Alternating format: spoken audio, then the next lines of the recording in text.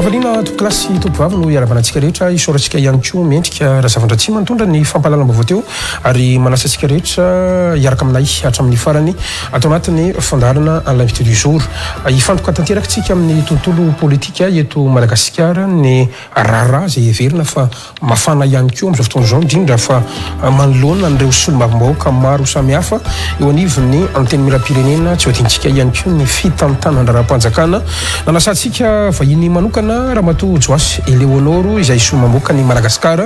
voafidy tao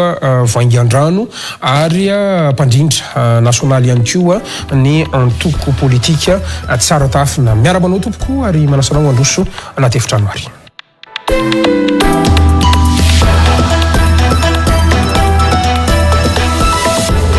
miara-manao indrindra tompoko ary misaotra anao nanakina sain'ny fandarana ho amin'ity alay ty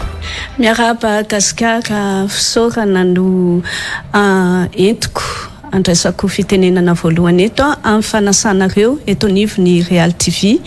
amin'ity andro fanombohan'ny herinandro ity satria araka ny voalazanao betsaka ny zavatra niseho miarahaba antsika mpanara-baovao mpanaraka an'izao fandaharana izao eto an-toerana sy ny any ivelany rehetrarehetra any satria misy manaraka tokoa izy ity manipy fiarabany manokany asika Vangaindrano agny akoraby rovida hita raha mahazo asika hokoranisika etoa izay androany miarahaba ihany koa ny mpino Slambo izay mamarana ny Ramadany amin'izao fotoana izao dia farany miarahaba ny namana Solombavambahoaka rehetrarehetra izay sehatra matetika amin'izao fotoana izao mandray andraikitra maneho ny voafidy-bahoaka anazy ireo ka ataoko fa mahatsara zavatra izany sotra Mankasiraka indrindra tompoko araka izany dia ombanay manana avokoa izay arahaba rehetra atsika manaraka ny fandarana amin'ity alay ity ary saina mpitiavana izany tsika rehetra iaraka aminay hatramin'ny farany tsy andrelitsika Ramatoa Solombavambahoakan'i Madagasikara no sady mpandrindra nasionaly ny antoko tsara tafina satria raisiko any izay gasika eto izay satria iresaka fifidianana sy ny raha-pirenentsika avy eo dia tena mipetraka amin'ny mpandrindra nasionaly ny antoko ianao fa ny amin'ny maha-Solombavambahoaka aloha ny tena antony azakazahako ny antso anao mihitsiny raha niresaka ny herinandro lasiny tsika indrindra fa ny farany herinandro dia azo iverina zany fa ao anatiny ataontsika hoe raha-pirenena mafana mihitsiny ianareo Solombavambahoaka au cœur de l'actualité où ça y panno gazety ny Solombavambahoaka indrindra raha miresaka tsika andreny tranga tamin'ny farany herinandro ny sabotsy ny akaiky indrindra tompoko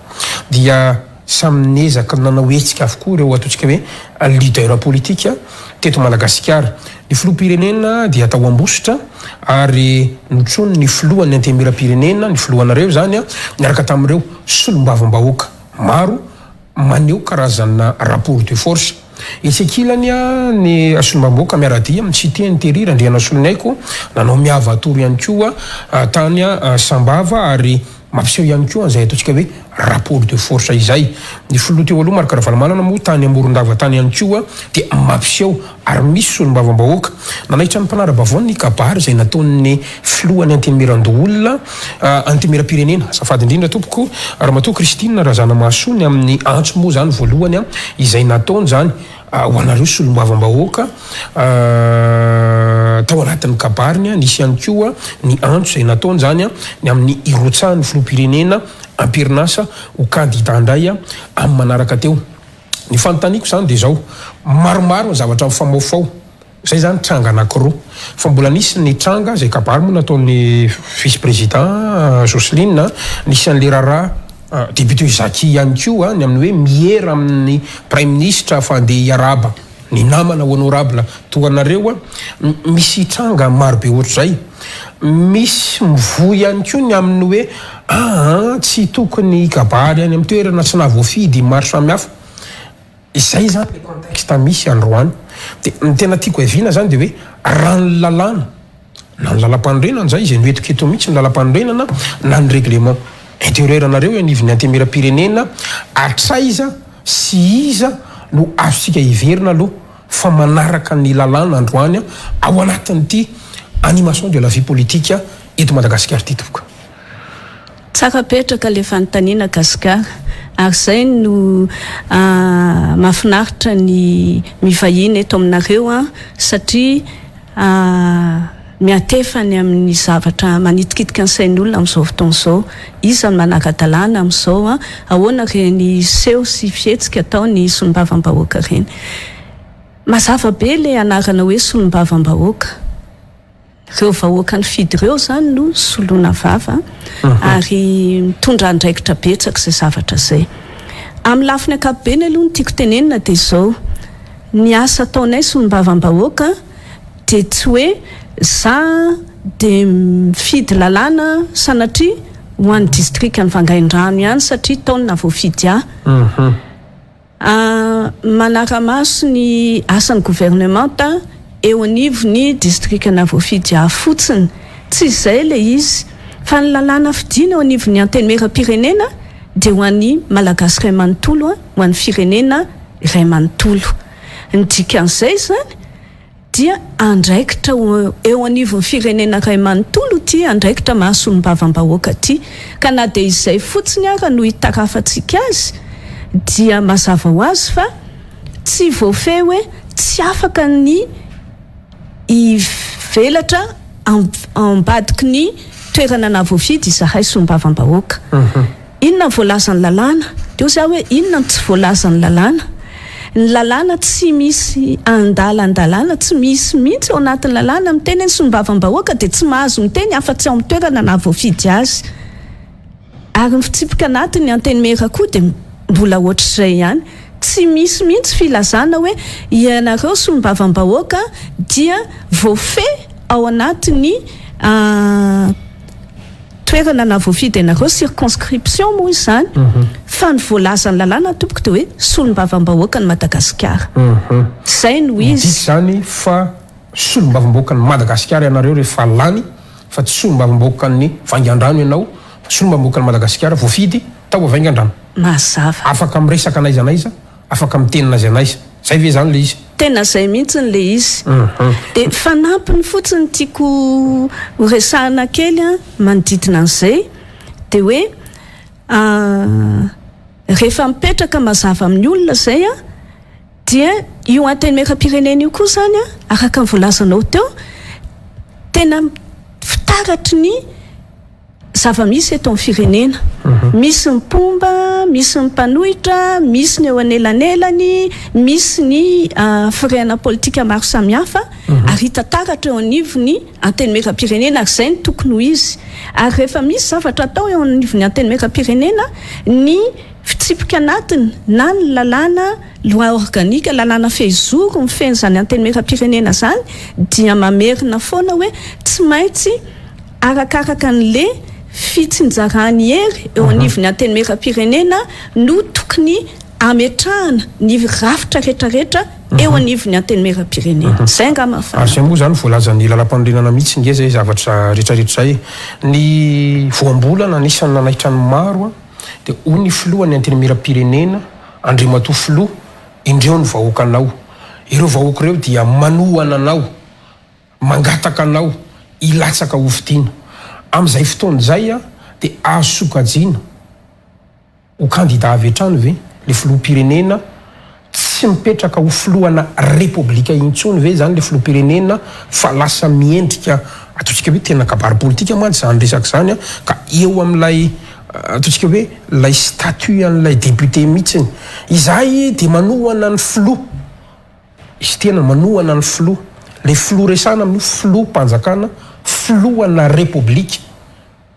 fantatro tsara manga mahasamihafa natao hoe manohana ny filoha sy hoe manohana ny régime na manohana ny fitondrana ka adiditsika amin'ny fandarantsala mitony manko ny mitondra fanazavana makasika an'izay ohatry ny ahoany ny fipetraka izay tsy mandika lalàna ve ny fitenenana sy ny firesanareo solombavambahoaka an'izany tokoka araka ny voalazako teo hoe misolo tena vahoaka izahay solombavambahoaka ary misy ny voafidy amin'ny alalany atoko na vondrona toko. Ramatoa Kristina Razanamahasoa ray aman-dreny filohan'ny antenimera-pirenena dia solombavambahoaka ny Madagasikara voafidy tao Ambato-Fianarana amin'ny anarany IRD zany hoe vondrona toko mpanohana ny Andriamatoa filoham-pirenena Andry Rajoelina. De noho izay anton'izay zany dia mijoro sy maneho hevitra mifanaraka amin'ny foto-kevitro antoko io, ataoko hoe rarin'izay zavatra zay. Fa ny manahirana kely tamin'le seho tany Ambositra de ity raha ny fijeriko manokana ary nezahako mihitsy nahitana mbaliny hoe iny lanonana iny ve lanonam-panjakana sa lanonan'antoko. Teo zany le tsy nazava. Inona ny antony mampatonga anao mametraka an'izay fanontaniana? Satria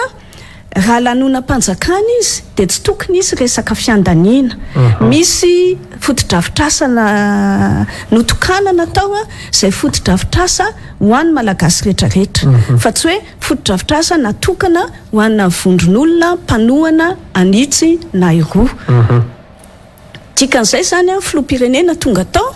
de amin'ny maha-filoham-pirenena azy filohan'ny malagasy rehetrarehetra. Fa tsy amin'ny ataoko hoe ao anatiny atoko na TGV zany na mapara zany na IRD. Zay zany no ve zany tsy tokony anao an'ireny lokon'akanjo orange reny akory ary ny filoha raha hoe lanonam-panjakana salamina satria nanao lokon'akanjo orange izy ary fantatritsika hoe lokona antoko politika zany orange zany. Tena eo mihitsy mantsy ny mampifangaro ohatrany hoe inina tsy fantatra tsony hoe atreto ny mahafiloha de atreto miverina ao anatiny fiainana antoko. Io loko io zany tena efa nentina nanovana zavatra be dia be. Ny loko ane raha ny tokony izy na ny tenako ary afaka androany moa zany mba manao an'ity mavokely ity. Fa tsy olana mihitsy na hitafy loko inona na loko inona raha tsy misy eritreritra ao ambadika. Fa teo zany filoha ny tafy orange, ny Solombavambahoaka rehetrarehetra ny tafy orange, sy ny rehetrarehetra de eo zany no mampirorosaina hoe aisytsika tia inona zavatra resahana eo. Nefa n'le hoe anton'le lanonana indray nefany tetikasa-panjakana, fandaniam-bola-panjakana na norenana ny reny fotodrafitrasa ireny ho tombotsoan'ny malagasy rehetrarehetra.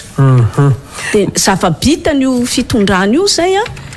de eo zany raha jerevantsika mantsy ohatrany hoe ny 9/7 eo amin'ny lalam-panorenana ohatra de miteny hoe tsy tokony hisehatra eo anivon'ny fiainana antokontsony ny filoham-pirenena. De ny fianianana ao amin'ny 9/2 raha tsy diso izy zay de mametraka an'io koa hoe efa ray aman-dreny ny malagasy rehetrarehetra Andriamatoa filoha fa tsy tokony isy tsony zany fipetrahana ho ao anatiny antoko zao na izao 9/2 kay moa le 9/2 ny miresaka moa ato zany an'izay andraikitry ny filoha zay. Fa ny 5/2 ihany koa mbola misy an'ity le garant de l'unité nationale ity izy no mitandro ny fiarovana sy ny fanajana ny fandrianam-pirenena. Zay no zavatra hoe hita taratra tamin'iny lanonana natao amin'ny faritra Moronmany izay nentina koa moa nanehoana hoe misy asa vita teo anivon'ny fitondram-panjakana ary naseho amin'ny fomba niezinezina fa eo fotsiny zany ny fitondram-panjakana ho an'ny malagasy manontolo ve sa ny fitondram-panjakana ho an'ny mpanohana ny filoham-pirenena ihany sarotra be ny 9/5 article 45 zao hoe izy no miantoka ihany koa ny firaisampirenena. Tenena raha ny fahitanao an'ireny zavatra ireny ve zany de tsy mametraka an'izay ataontsika hoe fiantohana na garant ny unité nationale zay ny fiatsika ataony ve androany ao anatin'le izy. Tena zay mihitsy inona zavatra tena nikendrena tao amin'iny lanonana sy etsika goavana tao Ambositra iny entina ilazana ve fa tia miaraka amin'ny antoko sy mipanohana sa tia za filoham-pirenena miasa ho an'ny vahoaka malagasy ray manontolo. Dika ve zany fa madika lalam-panorenana le filoha raha ny fahitanao azy? Raha ny fahitako azy aloha inina afangaro le zavatra mba tsy ahafahana hoe isy fanakianana fa somary roitina amin'ny ilany somary roitina amin'ny ilany de eo anelanelany eo fa ny mahatsara azy fotsiny sady tsika zany zao de mahatsapa hoe tena atao mihitsy ny savorovoro ny sain'ny olona ary raha misy moa ny mandinika sy mahafantatra ny zavatra tokony atao de anisany ahafahana mametraka zany hoe efa tsy mipetraka ao anatin'ny ara-dalàna tsony isika fa tena efa ao anatin'ny fiandanina tanteraka ny fizotra ny raharam-pirenena sy ny raharam-panjakana amin'izao fotoana izao de anjarany tsirairay zany no manao tsoakevitra. Inona no mety risque amin'izay zavatra zay satria sao de hoe lany andro koa mitsikera amina zavatra tsisy dikany tsisy fiantraikany amin'ny vahoaka satria misy vahoaka zany mijery tsika zao miteny ka maninona nefa n'izy raha manao an'izany de maninona nefa de maninona fa mety misy fiantraikany ve mety misy risque any amin'ny fiainam-bahoaka ve mety misy risque any amina ataontsika hoe antony maro samihafa ve indrindra amin'ny mampanao politika anao tokoka io zany anisan'ny zavatra efa ezahako foana ny manazava ny sain'olona hoe ny andraikitra anankiray de mitarika adidy inona Solombavambahoaka ianao inona ny tokony ataonao inona ny tsy tokony ataonao filoham-pirenena ianao inona no ao anatin'izay adidy tsy maintsy atrehanao ary inona ny fepetra miraketiny zany adidy zany eo mantsy no olana angezabe eto amintsika tia fifampifangaron-javatra ty misy etsika misy fotodrafitrasa de hoe za filoham-pirenena manome anareo zao iny zavatra omeny iny matetika moa zany resaka rabola na zavatra ohatran'izany tena volany ve sa volany atoko sa volam-bahoaka afangaro le izy dia hoentina ohatrany hoe lasa resaka fitapitaka resaka tsy mangarahara zay ngamba ny lazako azy ary zay ny mitarika zavatra manahirana be deabe tao amin'ny firenena satria le tsy mangarahara zay lasa mitarika tsy fitokisana ohatra ray ao anatin'izay tsy fangarahana izay mifandraika any amin'izany zavatra rehetrarehetra resahanao zany misy zao fanapahana eny anivo ny fitondram-panjakana hoe no ny amehana ohatra hoe ao anatin'ireny fisiny rivodoza reny dia misy zavatra tapahana ao anatin'ny fahamehana de aveo tsy averina amin'ny ara-dalàna le izy fa de vitan'izay de voafitaka ao anatin'izay le vahoaka de lasa miendrika fanodonana mihitsy raha resaka fampiasam-bolam-panjakana ohatra tokony andalo aty amin'ny antenimera le izy de tsy ampandalovina aty amin'ny antenimera de izahay Solombavambahoaka indray nefa ny ao anatrehan'izay tokony ampaneno laklosy nefa de ohatrany hoe mangina fotsiny ary ny tenako manokana zany de anisan'ny mijoro hoe za de tsy maintsy teny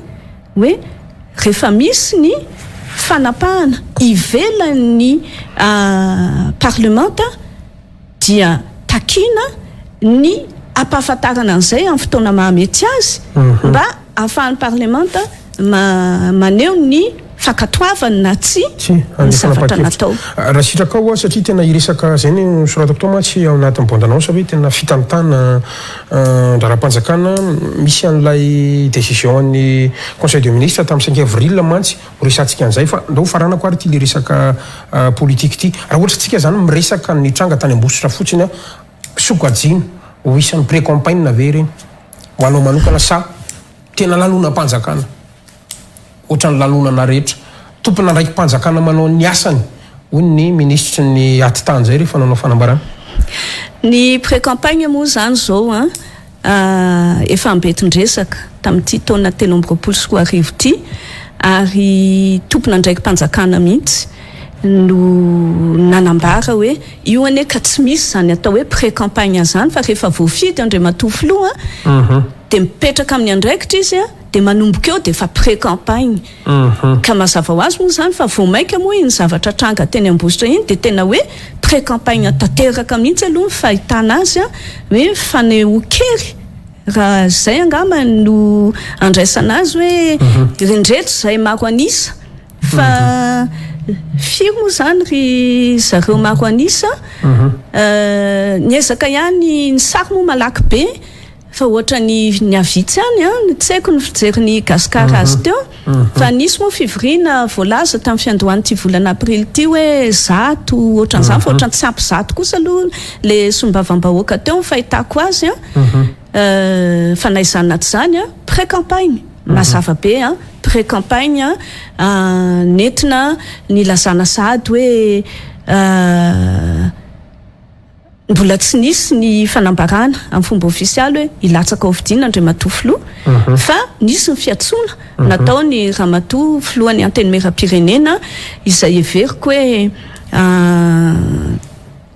azo atao tsara mihitsy nyzany fiatsoana zany satria izy moa zany de tena hoe ao anatiny atoko tsy voafehy izy amin'ny hoe tsy tokony anana fiandaniana satria izy dia olona toko azy no hipetrahany amin'io andraikitra io ka nanaingana Andriamatoa filoham-pirenena zany izy irotsaka ifidy ho voafidy indray amin'ny dingana faharoa dia iny kabarin'ny Ramatoa filohan'ny antenimera iny zany amiko dia tena tafiditra amin'ny atao hoe fiomanana sahady amin'ny fifidianana zay tokony fa tsy fantatra tsy moa izy tia isy ao amin'ny fiafarany ty taona ty farany resaka attitude ana Solombavambahoaka fantatritsika tsara reny le hoe kabary zay nataony Ramatoa Joseline vice-président assemblée nationale ray zany niteraka polémique ny tsika angamba tsy le resaka polémique ny tena zava-dehibe anaty fandarasana mitony fa ny famakafakana de hoe katraiza ny zavatra tokony nataony Solombavambahoaka sy ny tsy tokony nataony zay satria misy moa manasokajy mampisara-bazana tribaliste sy maro samihafa mety fahitanao amin'ny Solombavambahoaka anao eo ihany koa ty anankiray hoe ny député Zakia tsy maintsy miera amin'ny prime ministre izay vao afaka ny araba ny cité intérêt randria na solo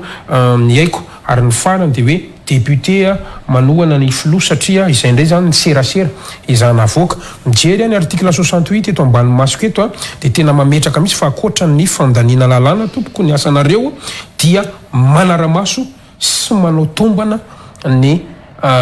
gouvernemanta ka tsy fantatro hoe ny fanohanana avy eo anatin'le manaramaso sy manao tombana ohatrotriny ahoana no mety hoe anazavana an'izay ngambany any amin'ny sain'ny mpanarabavao tompoka tena naoraka be ny kabarin'ny Ramatoa filoha lefitry ny antenimera-pirenena izy raha teo moa rehefa miteny tena mafapana ihany mifihetsika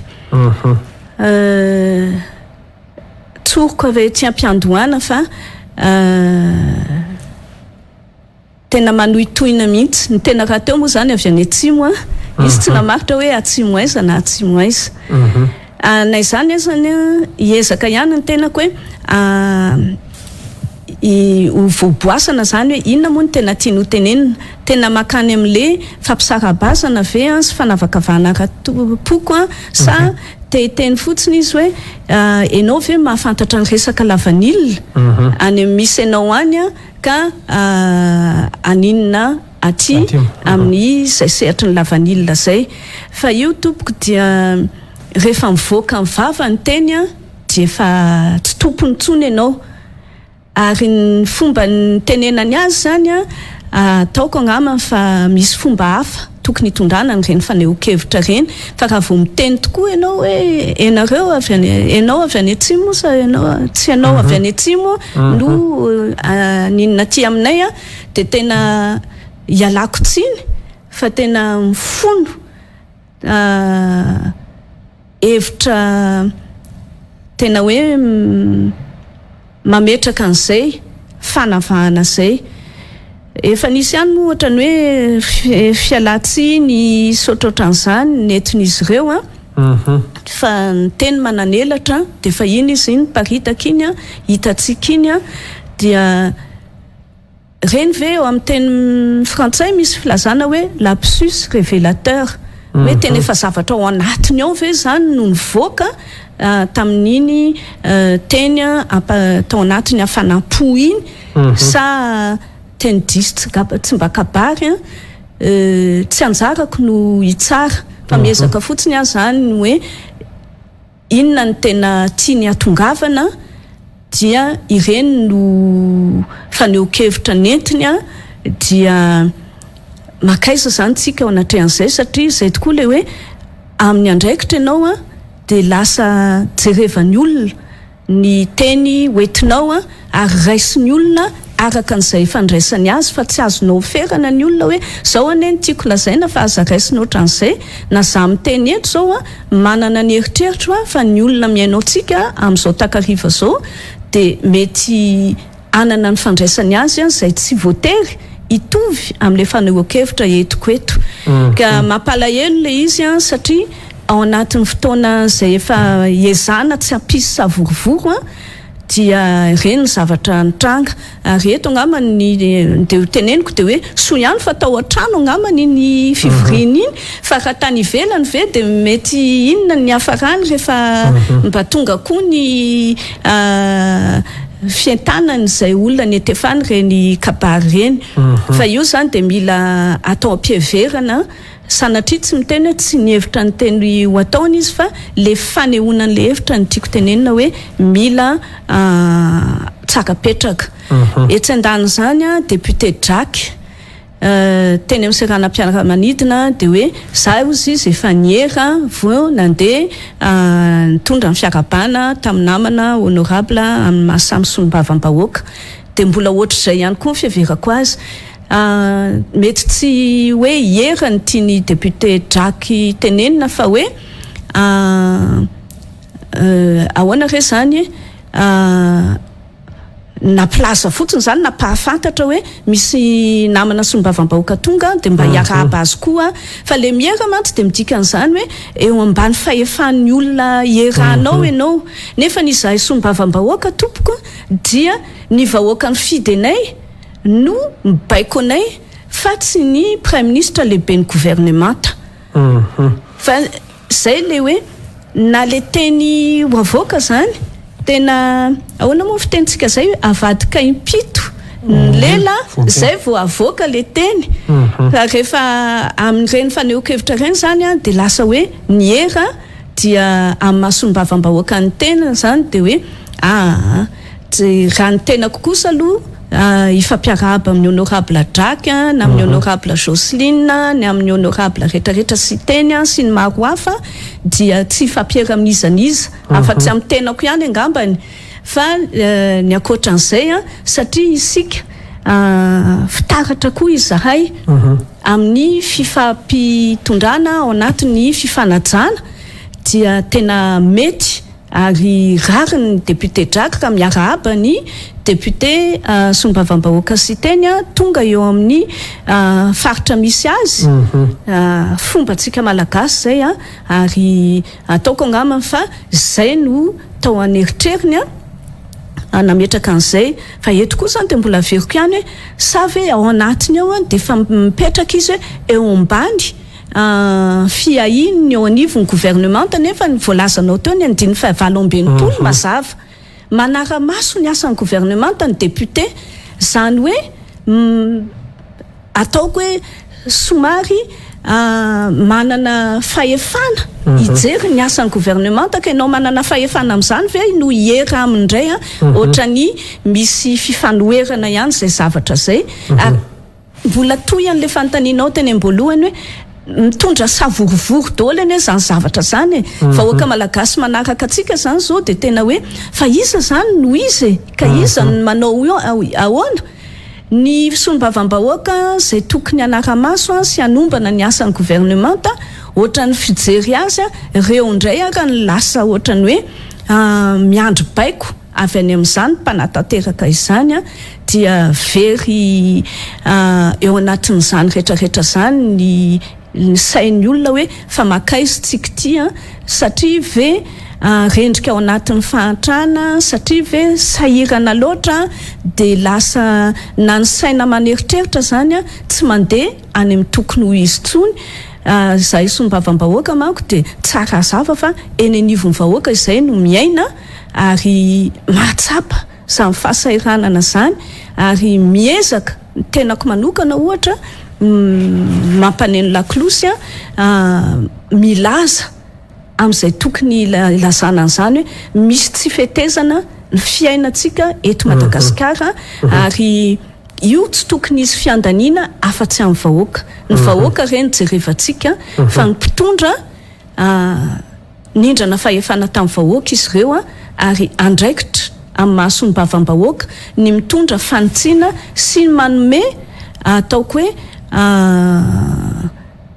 fampahafantarana recommandation amin'izay heverina tokony fanitsiana atao amin'ny asany zany gouvernementa zany. Ary zay matotsika hoe solombavambahoaka fa tsy solombavana antoko moa zany ny antony tena hivitanana anareo. Eto ambanimasika eto raha matoa solombavambahoaka mantsy ny règlement intérieur anareo mezaka mijery an'ilay article ihany fa hidirako nga amin'ny aveo fa somary dedavy kely lesy fa tsy hitako fa raha ohatra ka fiezina ny resakitsika aiza ho aiza ny atao hoe fifandanjakery eo anivon'ny antemera-pirenena zany androany satria tsy mitovintsony zany amin'ny tany ampendoana ary hitatsika tsara mihitsy amin'ny satria miresaka kabary ianao de hoe mametra fialana hoe raha mato vice président ny antenimera-pirenena de eo ihany koa ny hoe tokony mendrika déchéance ave sy ny sala am'zany zay ny ijerevako an'le fitsipika anatinareo ato mantsy ao anatin'le izy fa aiza ho aiza le fifandanjakery eo anivon'ny antemera-pirenena zany androany manoloana andreo efa misy de maromaro moa zany zao tsy nisitaka za koa moa mametraka fantany hoe fa maninona moa tsy sany IRD esorinareo raha manana an'izay fahefana zay satria izy koa misy groupe le IRD koa manko tsy antoko politika koa mbola tatarava koa zany fa vondrona antoko politika marina ao ka tokony misy signature zany rehetra zany resantsika zay texte zany natao hoe tandalany le Madagasikara fa tsy hoentina amin'ny foa na resaka fanatisme mantsy ny ity raharam-pirenena ity aiza ho aiza zay fifandanjakery eo anivon'ny antemera-pirenena zay tompo. Ny tenako zao de tena ao anatin'izay mifanontanina zay mihitsy hoe anahoana re io fotoam-pivoriana ara-potoana atsoatso io afaka herinandro vitsy afaka tapa-bolana angambany amin'ny faharoany volana May raha tsy diso satria talata voalohany amin'ny volana May no fotoam-pivoriana raha ny voalaza ny lalàna dia anisan'ny zavatra mba mahaliana ny tenako manokana hoe ahoantsika zao satria nanomboka tamin'ny etsika motion de censure tamin'ny volana décembre sony 5% no tsipaka ny gouvernement ka amin'ny fotoana reny tsy tanteraka moa izy iny fa ny aratsika nahita député 13 zahay no nampiakatra n'iny raha iny teny anivony filan-kevitra ambony miaro ny demokrasia sy ny tany-tandalana zay nampita azy moa tany amin'ny fitsarana avo momba lalam-panorenana ankehitriny reny hitatsika reny député miaraka amin'ny Solombavambahoaka honorable Cité Vangaindrano solony aiko zay mbola tsy fantatra koa moa fa miavatorony azy hoe miaino ny vahoaka malagasy dia iafara amin'inona moa io miavatoro io eo koa hitatsika fa misy ny antoko malagasy miara miainga efa atao hoe sitaka ihany tao anatiny maro anisa ao amin'ny maro anisa ao mihitsy mantsy zao no tena hitrangany zavatra betsaka tamin'ny sabotsy dia nanao ny fampisehoan-kery iny ny maro anisa de za aloha tsy nahita asa na ampy 10 ve izy reny ranosary ohatra ny manodidididina zay fahitako azy 7 mahery 10 tsy haiko loatra de ohatrany hoe efa nisy zavatra niova ao hoaizany maro anisa amin'izao fotoana zao de ozy ianao hoe fa maninona raha ny tsy hoesorina satria azo atao d'échéance misy natao hoe mandat impératif andiny fa 17 amin'ny lalam-panorenana fa saingy tamin'ny fotoan'androny efa nisy famoahana hevitra tany amin'ny fitsarana avo milaza hoe io ane ny député ihany ny tena tompony fieverany amin'ny fiandaniny eo anivony antenimera de tsy voafehany io andiny fa 17 zany raha ny voalaza ny fitsarana avo mba lalam-panorenana tamin'ireny fotoana reny ka izay no mety mahasarotra ny fanalana rehefa tsy manaraka ny fitsipiky ny antoko ny discipline de parti moa zany ny filazana azy hoe tsika aty na tsika ohatr'izao lanitsika io lanany io na tsy pahatsika dia tokony anaraka an'izay daholo ny ao anatin'ilay vondrona parlementaire ray efa ny amin'izao fotoan'izao dia hita fa efa misy fiparitana bebe ihany nazoantoka ve isiako ny any amina fandaniana maro samihafa eo anivon'ny antimira-pirenena fivoriana ara-potoana izay ho ataonareo amin'ny manoka ny faharoa ny volana me io ve izay le ataontsika hoe fifandanjahan-kely sy indrindra fa ny eo anivon'ny maro anisa zay manoloana ihany koa ankoatran'izay nresantsika nisy ihany koa an'ireo karazana efa frustration maro an'ireo député IRD manoloana ny raha-pirenena amin'izao fotoana izao raha-matoso ny mamoaka ny Madagasikara. Za aloha dia mihevitra hoe ho hitantsika taratra tokoa any amin'ny fandaniana lalàna izay fiovana ao anatin'ny fifandanjahan-kely eo anivon'ny antenimieram-pirenena no ny Solombavambahoaka efa manomboka zany zao mijoro amin'izay safidy ananany amin'ny tolotra politika misy amin'izao fotoan'izao na ny foto-kevitra politika tia nijoroana raha ny famakafakanao mety fotampoka ve ny motion de censure raha zao trangan-javatra conjoncture sy ny circonstance ianantsika zao eo anivony antemira-pirenena tena sarotra be ny lazako an'izay ny olana mantsy dia tia zay samy Solombavambahoaka zay indray no tratra ao anatin'izay satria efa nisy zany le fitsipahana dia sanatria ve dia ohatrany manao kilalao-njaza zay eo anivony zany androm-panjakana zany hoe anao dia tsy anao dia manao ohatrany na ny tena koa raha izy zany zavatra zany dia mety ametraka hoe oka aloha saintsaintsika tsara dia eo tsika no mahita hoe inona ny tena tokony rosoana fa tsy hoe taitra kely satria ohatr'izao dia anao motion de censure zay ny raha ny fiainam-pirenena lehibe loatra nisy an'le fanambarana zay nataonareo teny amin'leo inky asara tadidinao io zao dia mbola fanontaniana hoe nanahoana ihany koa zao ny toy ihany ireny satria niaraka tamina porofo maro samihafa argument maro samihafa indrindra fa ny lafiny lalàna maro samihafa dia nidémontrenareo tao anatin'iny fanambarana tany amin'leo intsy iny zay nampifo na hoe nampisokatra ny mason'ny malagasy mihitsy azy manoloana zay ataontsika hoe tanitandalàna sy ny fandikan-dalàna maro samihafa zay kasa nanahoana zao ny teo any izy iny zay ny nametrahako an'le fanontaniana teo hoe mety hifotampoka ihany koa ve amin'ny fivoriana ara-potoana teo nisy tokoa iny fanambarana teny amin'leo intsy ny tenako moa namaky anazy iny izahay moa nametraka hoe tsy azo hidivirana ny didy avoaka ny fitsakana avy mba nanampanorenana fa dia efa iny izy iny zany kanefa na izany na tsy zany dia tena hita mihitsy ny diatana ny fitondrana ankehitriny amin'ity fandinganana sy fanitsakitsahana lalàna amin'ny fomba maro samihafa ty ary nisy fotoana ny ona nampiony seni teny amin'ny Novotel ny mpisehatra maro amin'ny fiainam-pirenena ny firaisamonim-pirenena ny mpanao politika sy ny maro hafa nahafahako ny fampiresaka tamin'ny filohan'ny fitsakana avy mba nanampanorenana tamin'ireny fotoana ireny ny lazany hoe zahay ozy manana pouvoir régulateur ary nentiny nanao faneho-kevitra mihitsy moa izy mikasika an'izay fa ny pouvoir régulateur ny fahafantarako azy dia hoe rehefa tsy mazava ny voalazany lalàna dia tsy maintsy mitondra fanazavana sy fandaminana arak'izay ny eo anivon'ny fitsakana avy kanefa ny tamin'io resaka fitsipaham-pitokisana io efa mazava dia mazava ny voalazany lalam-panorenana ny voalazany fitsipika anatiny antenimieram-pirenena ka inona ntsony moa zany no mbola régulation ho atao eo raha tsy hoe anova zavatra angamba nefa zany tsy fahefany eo anivony fitsakana avy malalam-panorenana fa fahefany mpanoratra lalam-panorenana vaovao dia hoe hosoloana angamba lalam-panorenana fa ny tiako tenenina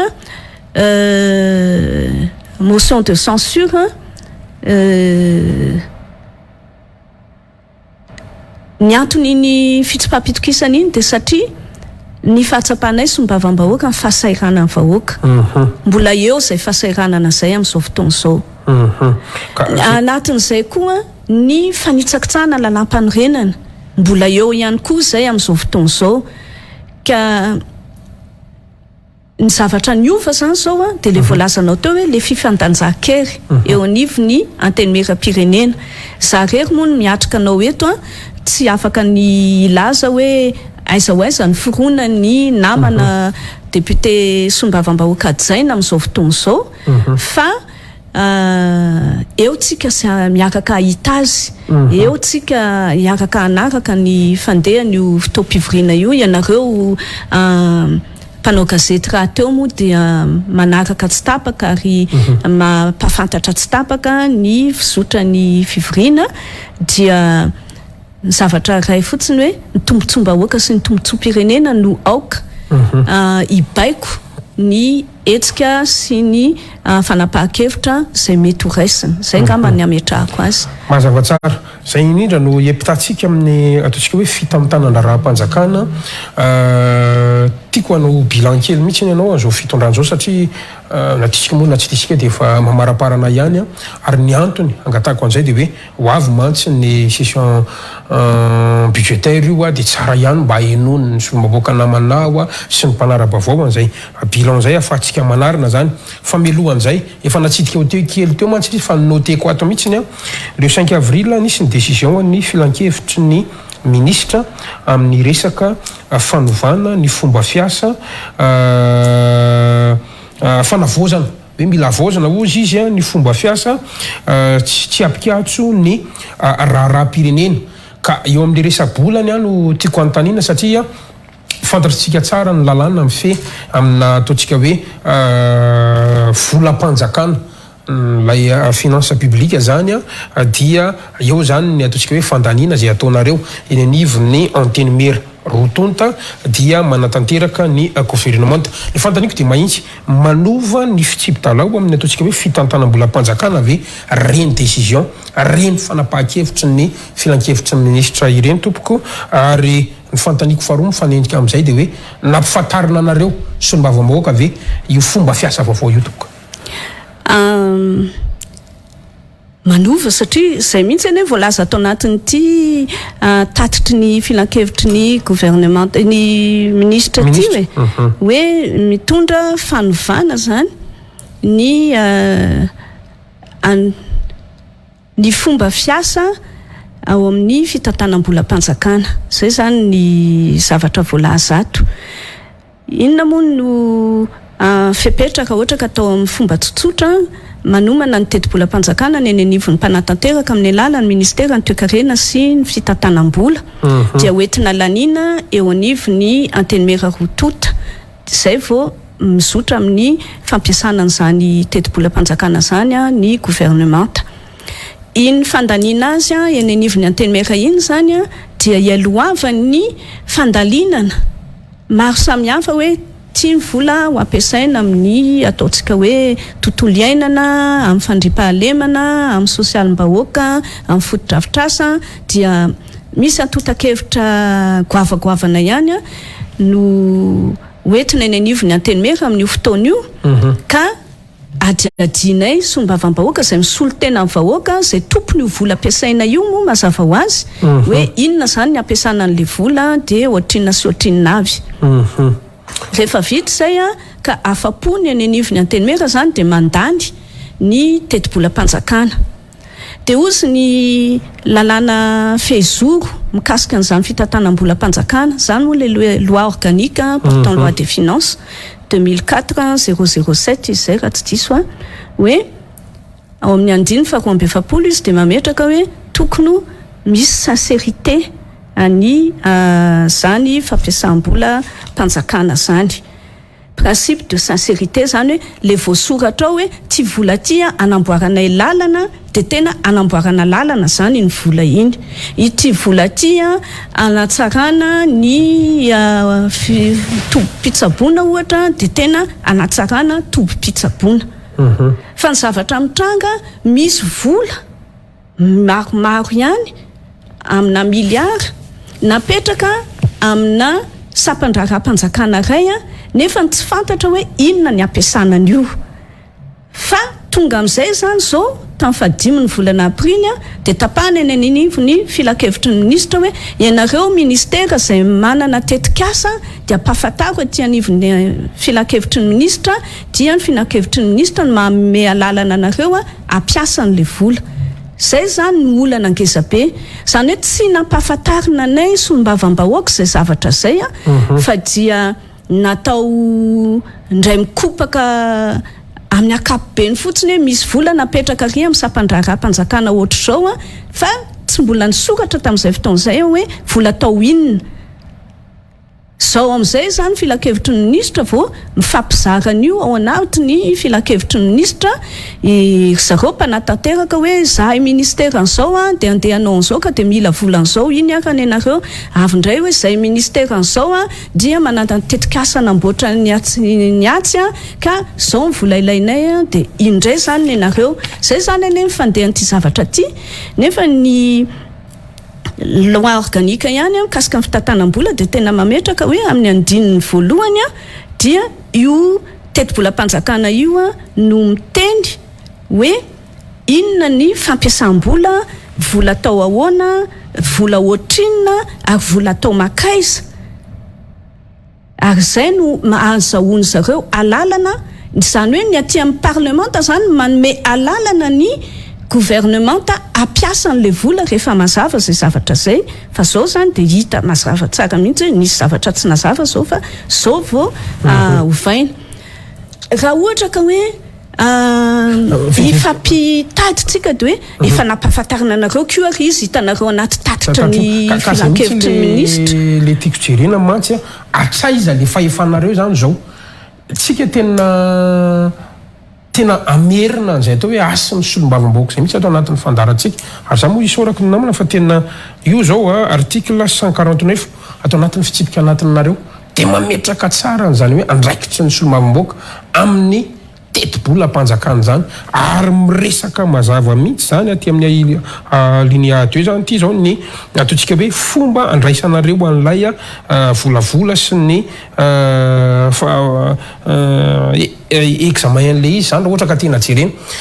misy trangan-javatra ohatra zao atsaiza ny fahefanareo Solombavambahoaka mijanona amin'izany zany foana manko ny enanety hoe efa io dia efa hitsitanareo ve io fa manana fahefana ve nareo afaka manitsy an'izany ary io zany zao efa io nitranganisy ranondraraka ve io fa mbola azo enjehana ve io azo dinganina ve nareo anatiny io azo tonga dia hoe tsy manan-kery ve io no zao ary mbola manamafy ny lalam-pandrenana article 92 ato manome mazava mihitsiny izay fanitsiana rehetra natao tamin'ny volavolan-dalàna momba ny teti-bola ka miteraka fitombona ny fandaniana na ny fanenana ao anatin'le izy tiako teneny hoe misy tsika zany taikisa ny angatsika dia io trango io zany atraiza ny fahefanareo inona ny tokony ataonareo izay mihitsy mantsy no anisany tiako entiny eto androany nisy ve mifampahafantarana ny tenako moa zany tsy ao anatiny vomera ny fitantanam-bola commission finance ny antenimera-pirenena fa reny zavatra reny zany raha ny tokony ho izy aloha dia tokony nisy fampahafantarana farafaratsiny any amin'ny vomera ny arabola eo anivon'ny antenimera dia rehefa tonga ny fotoam-pivoriana farany akaiky dia hoentiny eo anivon'ny antenimera zany fakatoavana ny reny fampiasam-bola zay tsy mbola tao anatiny teti-bolam-panjakana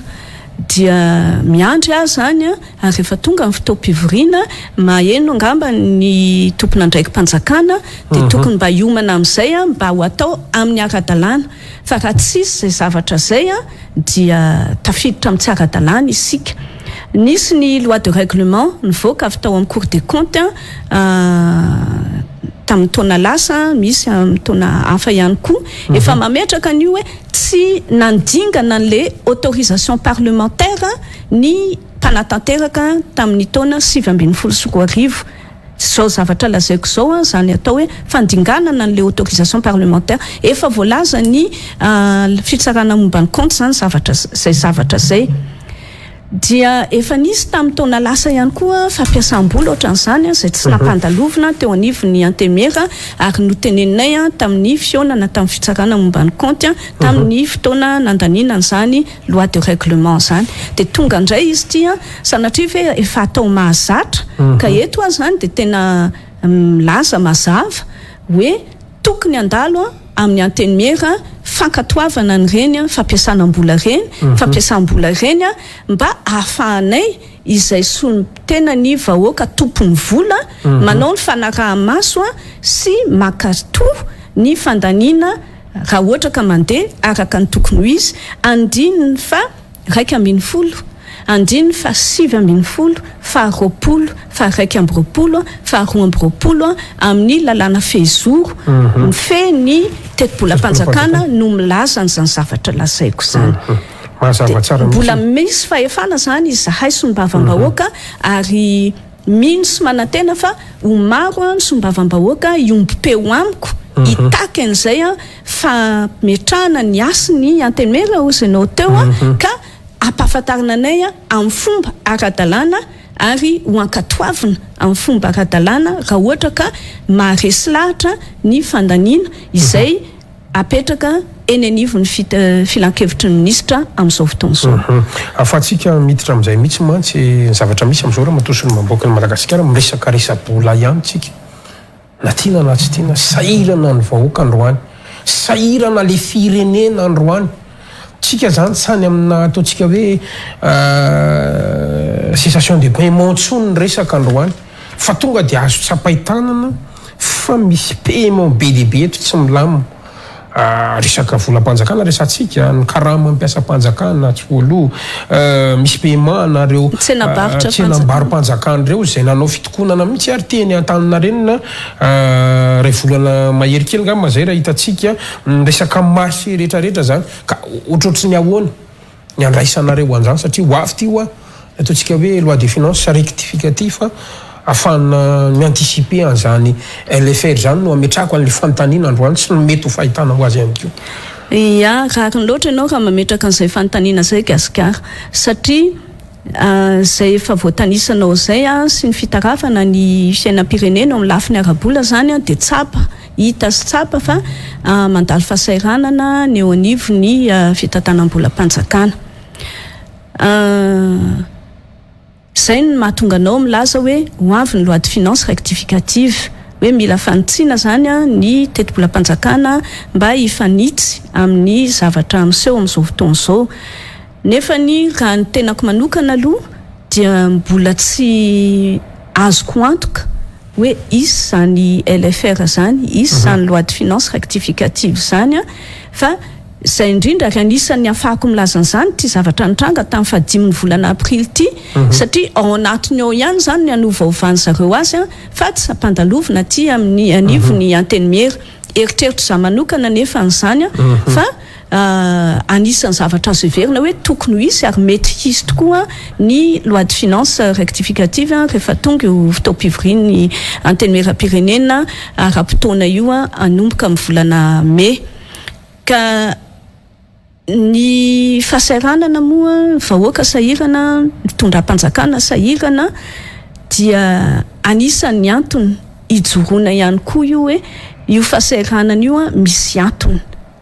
satria misy na eo amin'ny fandaniana na eo amin'ny vinavina fampiasam-bolam-panjakana zany zay tsy mifanandrify amin'le tena fahamehana iaina ny vahoaka ary misy koa fanapahan-kevitra zay miteraka fahasairanana ohatra zao hoe fampiasana ny vola fikojakojana ny lalam-pirenena tsy niasa tsony ary tsy fantatra zay tena fandehany amin'izao fotoana izao fond d'entretien routier ny tiako tenenina dia miainga avy amin'io koa ny mahatonga ny fifanolanana eo amin'ny fitondram-panjakana sy ireo mpisehatra any amin'ny resaka solika fandrarahana momba ny solika misy fifanolanana goavanao ary raha ny fahalalako azy dia mbola tsy voavany olana treto satria fitondram-panjakana mitaky an'zareo andoa ny apambola tokony alohany amin'ny fanjakana amin'ny zany resaka fikojakojana lalana sy ny karazana reo kosa mitaky amin'ny fitondram-panjakana ny fandoavana ny solika zay faraisy ny fitondram-panjakana eny anivony reny orinasa reny ary anisa mitarika ihany koa ny fatapahanjy miverina indray zao ny délestage masitsika satria miatefany amin'ny fampandehanana ny raharahany-drama io fifaноlanana rabola io de ny drama zao voatery mividy mivantana ary ny volany nefany mety tsy maharaka an'izay raha ny vaovao zay azoko eny amin'ny zany sehatra zany zany ihany koa no mitondra koa fifanolanana amin'ireo orinasa mpitrandraka rena kibony tany ny fanjakana mitaky hoe omeo ny anjaranay zareo mitaky hoe omeo raha ny famerenana ny aba zay TVA zany zay tsy tokony ho alohanay mifampidipiditra ao anatin'izay zany tena hoe misy olana goavana ny fitatanam-bola-panjakana amintsika miresaka zao amin'ny lafiny rehetrarehetra ny fanjakana mihitsy manko lasa raha natadidy ianao de faire izy io taloha FER de zao lasa fond routier FR zany izy ao anatin'ilay satria lasa misy araka midiatana ny fanjakana ny trésor zany mihitsy ao anatin'izy taloha raha ohatra ka fitantanana manokana izy tavoaloha zany hoe les statuts an'izy mihitsy ny ovo de zany zao anisany olana anankiray zay hitaraina andreo le mpampiasa le orinasa manao ny fikojakajana lalana tiako tenenina hoe tsy fombiasana amin'ny resaka fitantanana arabola ave zany zavatra zany sa hoe inona ny olana eto amintsika fantatrao tsara fa tsy hoe manana champion amin'izany fitantanana vola sy ny maro samihafa zany so de tena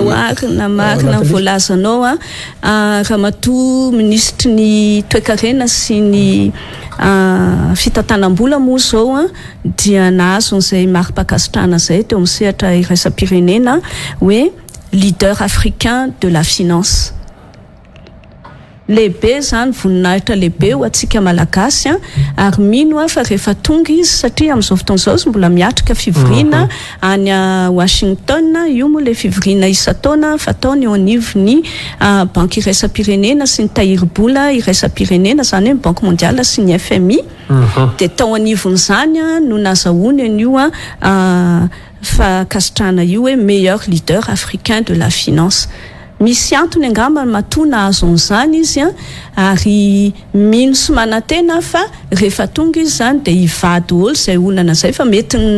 tsy mahaeo azy no nampisy an'ireo rehetrarehetra reo fond routier resantsika zany moa mety mbola tsy tamin'ny andraikitra izy fa nisy izany na hoe fa continuité de l'état mitohy foana ny andraikitra tsy hoe za tsy teo de tsy ananako andraikitra zany zavatra zany fa tsy maintsy raisy ny atanana ary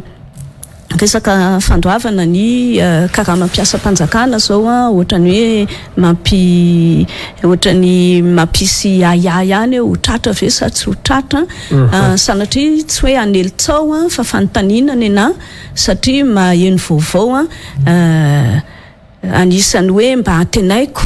fa hitondrany raha matoa ministra fanazavana daholo reny rehetrarehetra reny rehefa tafaverina somatsara eto an-tanindrazana izy avy namitairaka avy any velany fa le fitantanam-bola sy fitantanana ny tsenam-bary-mpanjakana zany zao dia mandalo fotoan-tsarotra tadidy kokoa tamin'ny taona lasa tamin'ny fafito amby roapolo ny volana jolay dia nanapaka ny teny anivo ny filan-kevitry ny ministra hoe tsy ampandalovina ny fomba mahazatra eny amin'ny tsenam-panjakana tsony ny fanorenana sekoly rava ny rivodoza fa dia atao gré à gré dia nisy ve ny fanaraha-maso tao anatin'izay anisany anananay Solombavambahoaka andraikitra zay ary tsy maintsy horaisiko moa ny andraikitra manodidina an'izay hoe mba hangatahana amin'ny tompona andraikitra eny anivony ministera ny fitantanam-bola sy ny fanabeazam-pirenena hoe nanao ahoana inona daholo zany ny fifanarahana natao anamboarana ny reny sekoly reny satria salamitenako zany nandeha tamin'iny faritra tsy moatsinanana ray manontolo iny tatoato fa tsy de nahita loatra fanorenana hoe anatin'ny noho ny fahamehana zay ny voalaza tamin'ireny fotoany reny de alao atao fifanarahana mivantana zay moa le gré à gré ny anamboarana ny sekoly zay mila fanarenana tsy mbola nahita fa ny tena nefa tsy miambo hoe mahita ny rehetrarehetra fa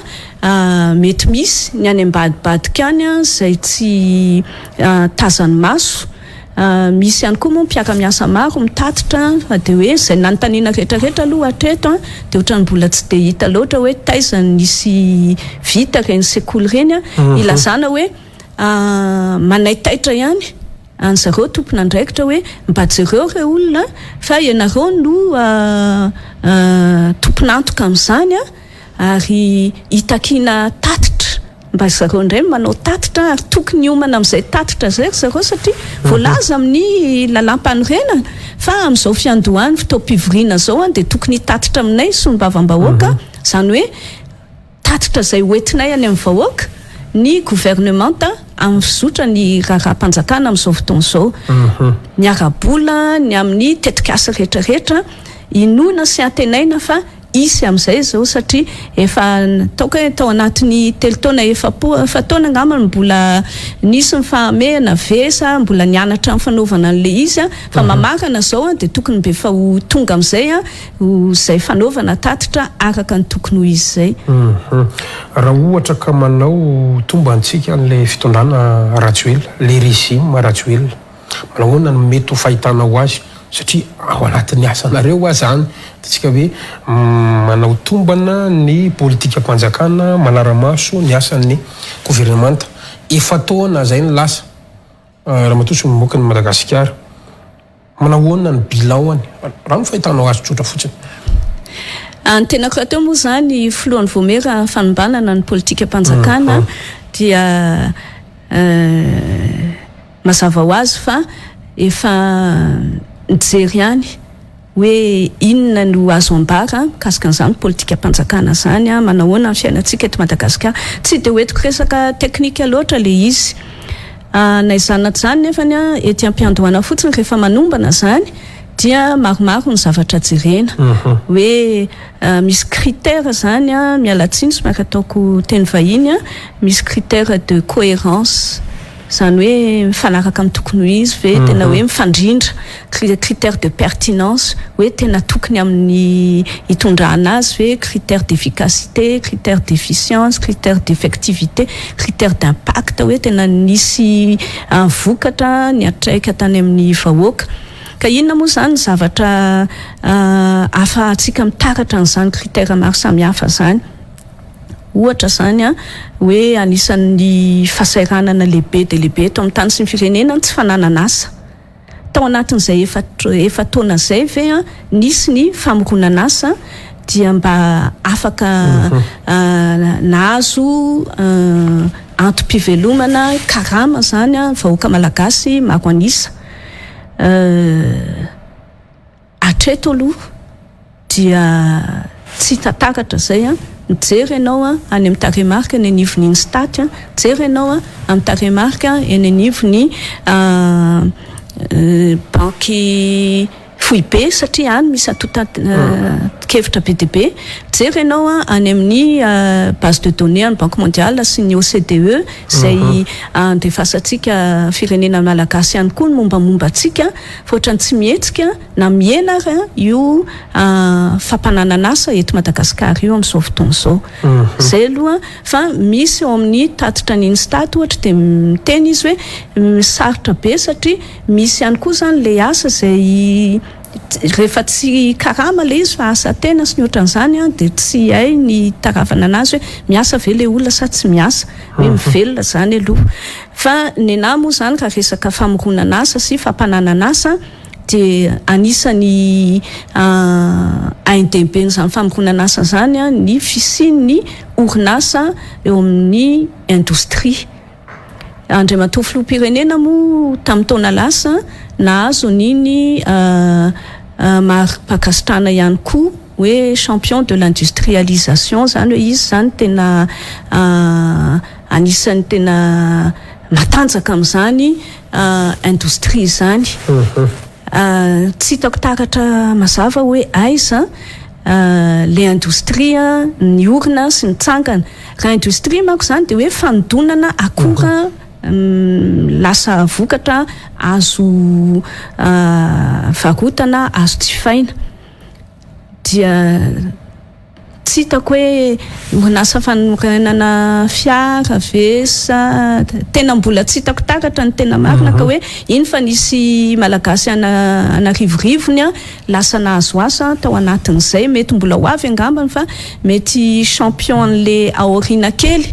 any amin'ny deuxième mandat ve zany ka ohatra ka hisy fa ty premier mandat ty sarotra be kosa aloha fa za moa za misokatra foana hoe mety any amin'ny tsy hitako sy tsy voajeriko no nisiny zay resaka fivoarany indostrie eto Madagasikara zay. Ka zay zao singa ray dia ahoana ny fahefa-mividintsika malagasy amin'izao fotoana zao. Nisy ny fampiakarana ny markarama farany ambany ary andriamatoa filoham-pirenena moa tena nametraka mihitsy hoe nandray andraikitra mihitsy hoe tsy ampy intsony ny roetsy fa atao 5 alina sy roetsy. Inona ny zavatra azo amin'izay 5 alina sy roetsy zay ka ahafahana miteny hoe niakatra ve ny fahefa-mividin'ny malagasy sa latsaka. Tao anatin'ny 4 taona raha 5 alina sy roetsy ny teny am-pelatananao tamin'ny taona 20 sy 7 sy 4 dia mitovy amin'ny zavatra azonao ve amin'izao 13 sy 4 zao rehefa jerevanao nefany fiakaran'ny kapokambary zany ny zavatra tena tonga de mahitsy be. Jerevanao ny fiakaran'ny viditsoloka, jerevanao ny fiakaran'ny ina moa ty ny frais bus ny sarandalana amin'ny fitateram-bahoaka sy ny rehetrarehetra dia fiainana no hita. Zay zany zavatra misy amin'izao fotoana zao za tsy resaka akory hoe ohatriny na nikilaoan'ny laoka satria efa betsaka ny gasy efa tsy antsony amin'izao fotoana zao. Hatramikatsaka ane zao mangaikaika mihitsy ny mpamokatra hoe ny guerre en Ukraine ve mampiakatra ny vidikatsaka zay vokariny eto niveau firenena ihany fa inona ny tena zavatra miseho sy menitra. Misy moa ny fanafarana nataon'ny fitondram-panjakana satria lasa misehatra ny fandrarahana ny fitondram-panjakana kehitriny tondra fanamorana, tondra fanamaivana ve fasairana-bahoaka reny zavatra reny ka nampiakatra ny fahefa-mividy dia isika tsirairay isa-tokantrano any de mba samy tsapatsapany any paosiny mijerijeriny any anaty poketra de mahita hoe nanahoana ty fandehan'ny zavatra ty ao anatin'izay rehetrarehetra zay firenena rehetrarehetra moa samy mandalo fasairanana tamin'ireny valanaretina covid reny metraika amin'ny firenena rehetrarehetra ny ady tsy any Ukraine ihany fa misy eto amin'ny continent africain misy amin'ny toerana hafa maneran-tany misy dia tsy ho atao hoe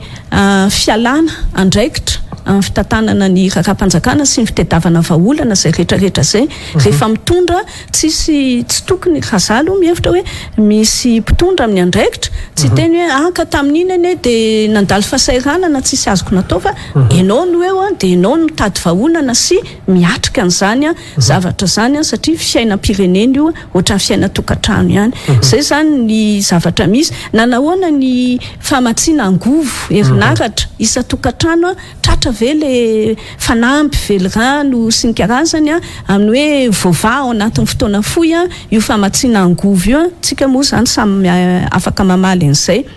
Ahoana ny fadiovana sy ny fidiovana famatsiana rano madio azo sotroina ny fanalana fako amin'ny tanàna nisy fiatsarany ve noho ny ezaka natao ny fitondram-panjakana. Nahoana ny ao amin'ny sehatry ny fanabeazana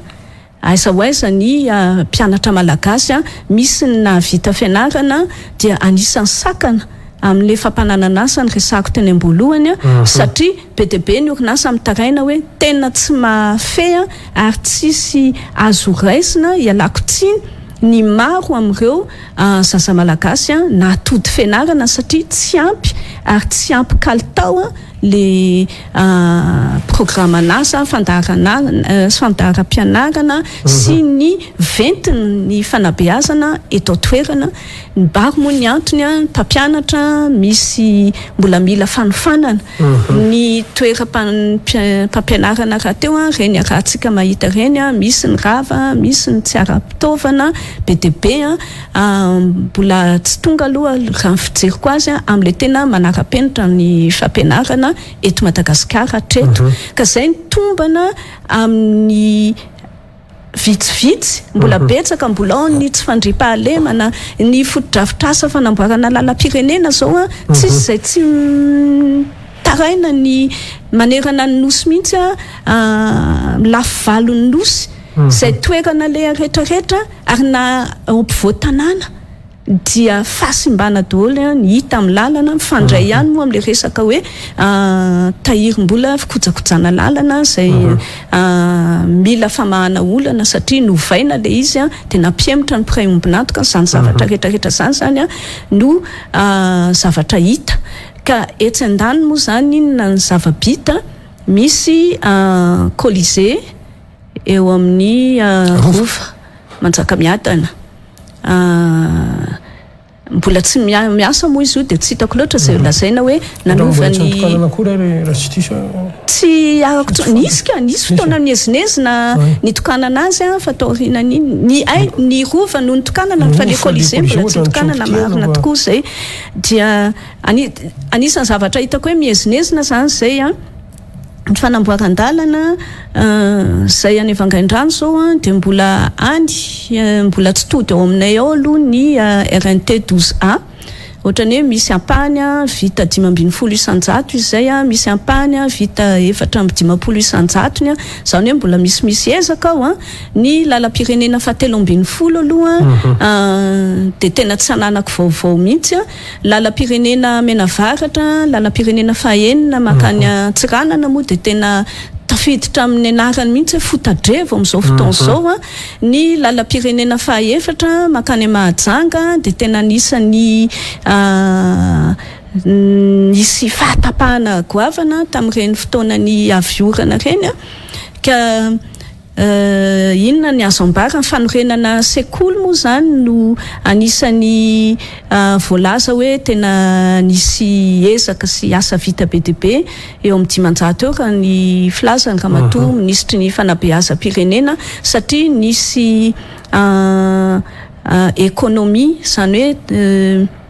fitsitsim-bola nataony fitondram-panjakana dia nahafana nanorina sekoly 500 raha ny filazany dia mifanontaniana tiako apetraka hoe fangatsy efa nisy moa tany anaty teti-bola vola natokana ho fanorenana sekoly manara-pentraka mbola nilana fitsitsiana ambadika andray ve nanorenana an'izay zay aloha voalohany dia fandraika any amin'ilay hoe efa voasoratra tao ve zany sa ahoana ny fomba nikajikajina anazy tao dia manitona ny saina ihany koa amin'ilay hoe fomba fanorenana an'izy ireny satria raha tsika mahita fa maro amin'ireny sekoly ireny no efa tritra sahady misy ny rava ny fanorenana atao anatin'izay rehetrarehetra zay tsara loko androany dia rava rapitso tena misy fanaraha-maso tokony atao zany any anivon'ny tompona andraikitra ary izahay Solombavambahoaka angambany dia anisany tokony hiditra tsehatra ihany koa manodidina an'izay zavatra rehetrarehetra zay eto tsika zao anisany tetikasa goavana ny fanamboarana ny teleférika teleférika izay lazaina fa hoe amany olana fitohanana fifamoivozana eto an-drenivohitra io moa dia ambetondresako satria na ny fametrahana azy ho lahara-pahamehana fa olana ny fitohanana eto an-drenivohitra nefany izay ny ve no olana goavana indrindra sa ny fahantrany any ny ambanivohitra rehetrarehetra sy ny any amin'ny faritra rehetrarehetra any izay za eo Vangaindrano zao dia mampalahelo fa dia tena gadonao aminay zao mikere ary mbola nanako resaka moa mikasika an'izay ary etsy an-dan'izay koa misy ny fahasairanana tsy fampikanina faritry vatovavy raha tsy diso nisy namoizanain'olona mihitsy asa faritra Morony Mania koa angambany voatsela nohon' zany fahasairana ny vahoaka zany ka le téléphérique ave tena hoe lahara-pahamena tsy azo nidivirana mbola fanontaniana antonako ny sainy mpanara baovao mpanaraka an'izao fandaharana izao satria lafo de lafo any vidin'io téléphérique io rehefa vita vinavinany zareo de hoe izy ihany aloha ny anonitra ny vidiny fa hatreto aloha de mbola ny trosa nampidirana n'izao firenena zao no ampiasaina anorenana n'izany téléphérique zany ary ny sarany zany téléphérique zany de tena mifanalavitra be amin'ny fahefan'ny vidiny vahoaka malagasy tsy mandady arona ka eo zany no hoe misy ny asa vita fa asa vita mitondra makany amin'inona misy kianja barea kianja manara-penitra maro samihafa tena nitondra fiovana ve any amin'ny fiainam-bahoaka zany zavatra zany ny arahantsika nahita ny sehatry ny lavanilina zay niazakazahany maro tamin'ny andro vitsivitsy lasa satria efa tena nangaikaika tanteraka efa tena tsy fampanenona laklosy tsony fa tena efa fidinana an-dalambe ny arahanahita nataon'ireny mpisehatra ireny noho ny fitotongana ny tsenan'ny lavanilina eo amin'ny tsena iraisam-pirenena nefany ny mpandraharaha malagasy voafatotra anatin'ny fepetra no raisin'ny fitondram-panjakana zay hita taratra ihany koa amin'ny sehatra hafa toy ny jorofo moa ohatra ny anay any Tsimotsinanana sehatra ny Letria misy famerana ny vidim-bokatra sy ny ohatran'izay zay tsy mifanaraka nefany amin'ny tolotra sy ny tinady eo amin'izany tsena zany rehetrarehetra zany no hita taratra ankehitriny nisy ny zavatra natao fa raha atao amin'ny teny tsotra de hoe tsy any amin'ny maharary no nisy an'le olana zay ngamba no hitako amin'izao fotoana izao fa ny vahoaka manam-pahendrena ary ny vahoaka miaina an'izany ka afaka tsara mihoatra ny tenako izao ngambany ary afaka manana ny fanombanany izy manokany eo amin'ny fiaina tokantranony ao amin'ny kitapom-bolany tokantranony ka ilazana hoe fahombiazana sa tsy no hita atreto. Eny ary maraparantsika io fa milohan'ny tena hidirako kely satria resantsika kely le Vangaindrano raha sitraka ao andray-mbava fotsiny satria lasa miverina foana ma tsy meno hazava fanazavahanao zany indrindra fa le olana any amin'ny fahatra ono atopoko lasa miverina miresaka an'ity le resaka fitsinjaram-pahefan'ity ny olona amin'izao la décentralisation ary miresaka amin'io daholo ny olona rehetra niza zany hoe io ihany no hany vaholana eto amin'ny firenena ary raha ity lalam-panorenana eto ambanimasitsika ity de efa misy an'izay nge ato hoe izy moa tsy ampiaritsika ao anatin'le izy fa raha tena ampiarina arabaky tiany fotsiny azy reto de efa misy lisy ka mba manahoana ny fahitanao sy ny fahitanareo indrindra koa tsara tafina ihany koa mba resantsika kely an'izay décentralisation zay tompoko miara-miaiky ny rehetrarehetra hoe any ny vahaolana fa ny finiavana sy ny fahavononana politika hiditra amin'izay no tsy mifanandrify amin'izay eritreritra voalaza zay moa nivony tsakatafina de tena mivoy tokoa an'izany hoe tokony mena fahefana ny faritra ny vondrom-bahoaka tsinjaram-pahefana ny commune sy ny zay rehetrarehetra voalaza eo anivony lalam-panorenana ny zava-misy amin'izao fotoana izao raha ataoko fijery indray mielaka fotsiny de hoe tena manana fahefana ve reny vondrom-bahoaka reny ny faritra ve tena manana fahefana gouvernora fa gouvernora afaka mandidy sy manapaka ve tsy olom-boafidy reo ary tsy manana tetibola mipetraka mazava any anatiny tetibolam-panjakana reo nefa n'izay no atao hoe ny vola moa izy tsika no ozatry ny fiainana dia ny faritra ve tena manana ny tetibolany anazy mazava sa omena kely atsy avy any amin'ny fiadidinan'ny repoblika, omena kely avy any amin'ny ministerany atitany sy ny fitsinjaram-pahefana de ohatrohatran'izay de aiza moa ny afana mampivoatra sy mampandroso an'le faritra fa raha ny tokony ho izy de tena ny fanomezana fahefana feno amin'ny fametrahana azy amin'ny andraikitra amin'ny fomba ara-dalàna dia ny fifidianana ny tompon'andraikitra voalohany mifeny faritra sy ny fametrahana ny filan-kevitry ny faritra zany hoe conseil régional zay ao anatin'izany misehatra anatin'izany ny Solombavambahoaka raha ny tokony ho izy anisan'ny vahaolana satria amin'izay fotoan'izay dia petraka ny lahara-pahamehana ny anivon'ny faritra amin'ny fitantanam-bola sy ny fametrahana ny tetikasa zay rosoana ohatran'izay koa ny anivon'ny commune ohatran'izay koa ny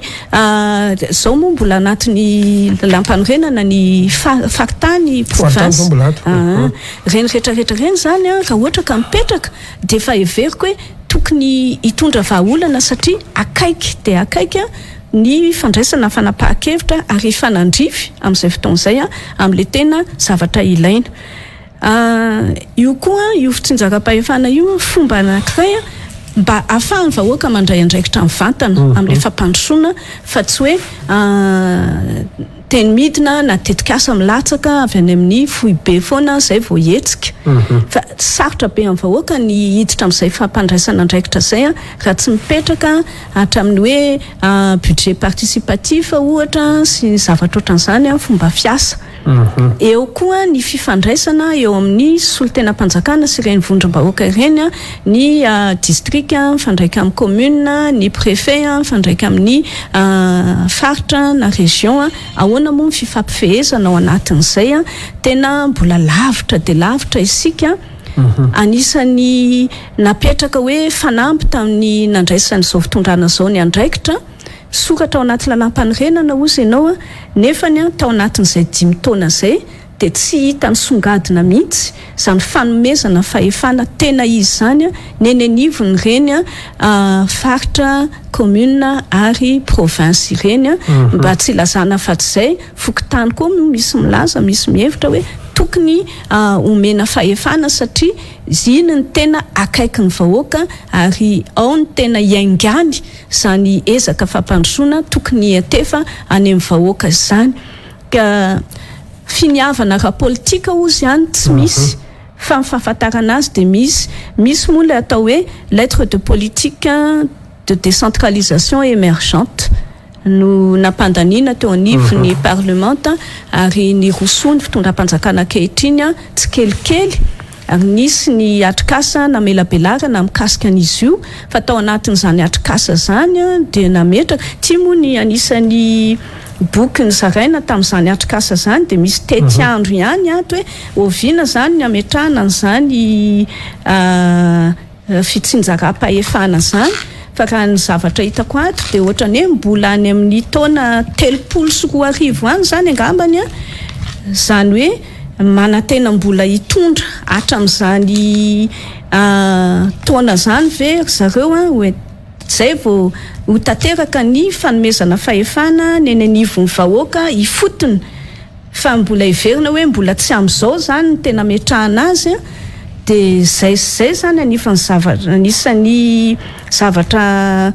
mampametram-panontaniana ihany satria rehefa mipetraka io fahefana io dia tokony havita tenany ny raisiko ohatra eny anivon'ny commune ane misy tatao-ketra maro manakaiky ny 20 angamany azo raisina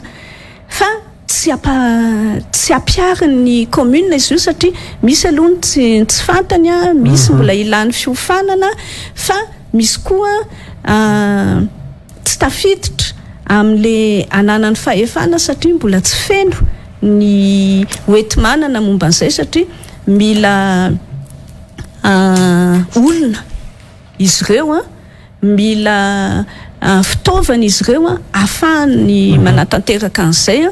dia lasa tsy tratra le tanjona amin'ny fanomezana ny hoeti-manana sy ny zavatra ilainy am'izany fanaovana tatao-kevitra sy ny karazan'izany eto moa tsika de mbola miandry foana le hoe isy informatika isaky ny fokontany isaky ny commune sy ny maro hafa zay anisany mbola tsy tanteraka koa ankehitriny ka zay no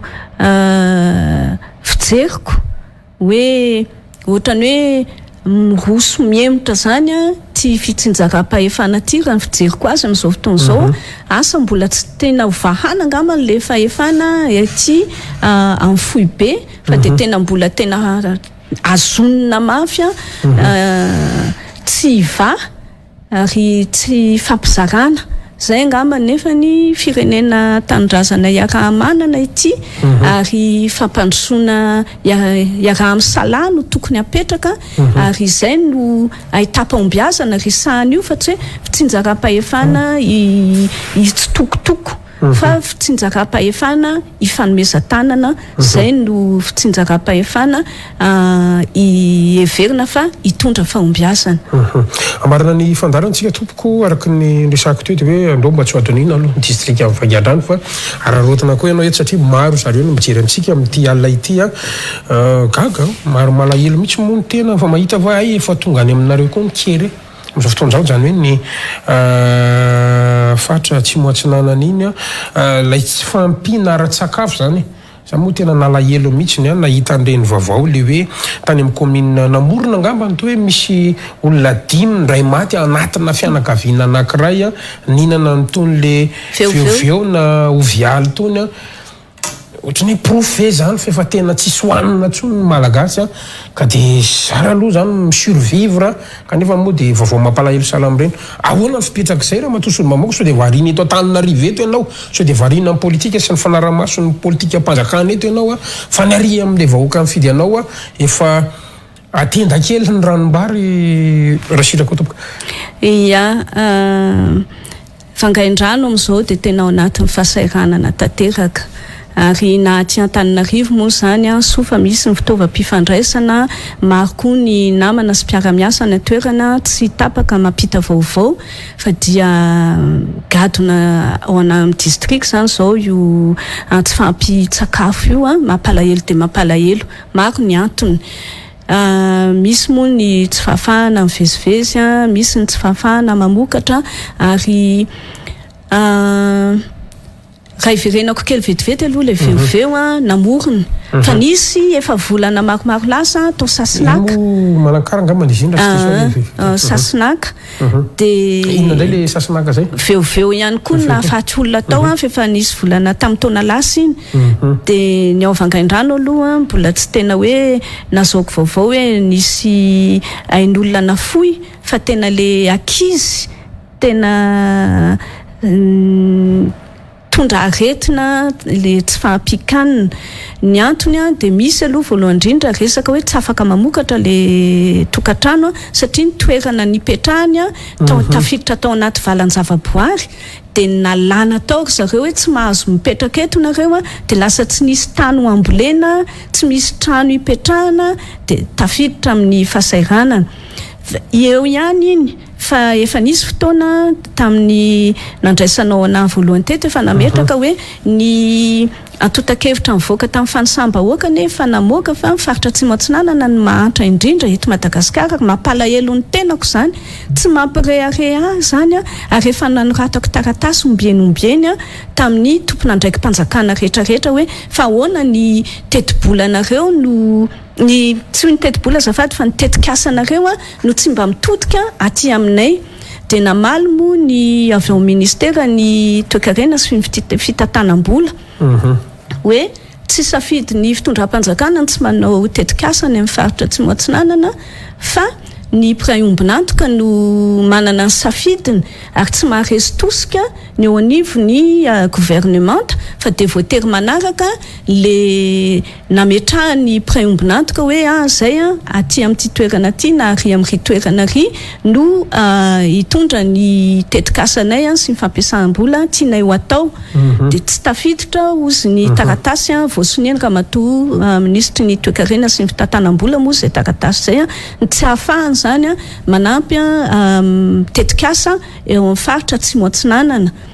na izany na tsy zany dia misy ezaka ataony ohatrany ataoko hoe fiaidaka sosialy atao mifidy zay mahakasika commune folo amin'izao fotoana zao raha tsy diso fitadiako ao anatiny 130 amin'ny faritra ny amin'ny district amin'ny Vangaindrano zany hoe fa misy ezaka fa tsy mahenika sy tsy mahavaly tsy mahava ny olana misy ao an-toerana ohatran'izay koa misy ny fanampiana avy tamin'ny CPGU ohatra tamin'ny fiandohan'ity taona ty fanampiana vary voamaina sy ohatran'izany mba hoe mba hanamaivanana kely na dia indray miserana fahasairana ny isa-tokantrano fa ny zavatra napalahelo dia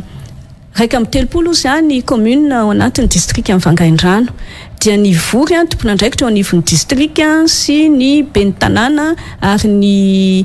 izahay Solombavambahoaka sy ny mpiara-miasa aminay moa zany dia tapaka tamin'ny fotoan'androny fa samy ahazo ny anjarany isaky ny commune 130 kanto taty arina asa raha filaza angambany dia hoe efa napahakevitra ny avy eo anivon'ny gouvernorat dia lasa commune 510 tao anatin'ny 130 sisa noho ny sitraka n'izany fanampiana zany dia ny sasany tena ny alamaina